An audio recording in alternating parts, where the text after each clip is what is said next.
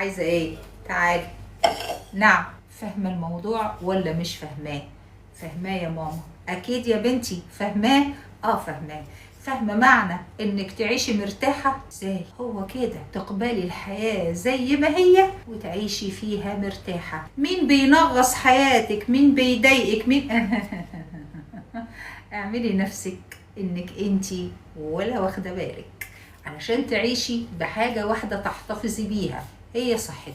لو فكرتي في كل اللي حواليكي فرد حتى لو اتعصبتي من ابنك، انت هتكوني غلطانه في حق مين؟ في حق نفسك. ولذلك دايما خدي الامور ببساطه علشان نعدي من الممر الضيق، ممر التعب، ممر الحياه ما منوش فايده. لكن لو هتركزي انت اللي هتتعب، فما تركزيش، بالعكس ركزي في الجمال، ركزي في الشياكة، ركزي في الأناقة، ركزي في البيت، في ريحة البيت، ركزي في نجاحك ونجاح اللي حواليكي، ركزي في الكلمة الحلوة، اللسان الطيب. خلي لسانك بينقط سكر، حتى لو حماتك ولا جوزك ولا أيا كان من الناس اللي حواليك. يا قلبي ربنا يسعدك، ربنا يفرحك، ما تحرمش منك أيا كانت الأمور.